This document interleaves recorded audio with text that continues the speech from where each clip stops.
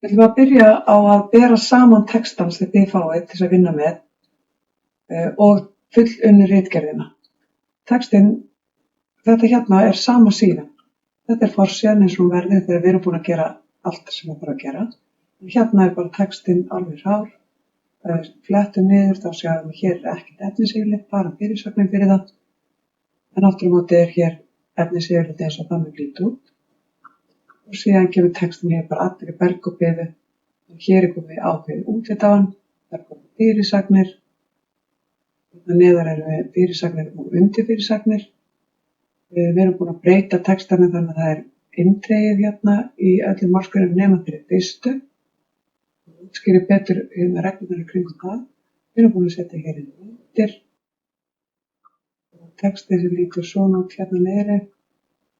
Eins og þetta hérna.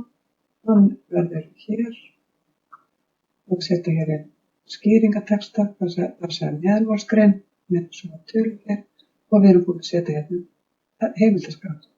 Allt þetta ætla ég að gera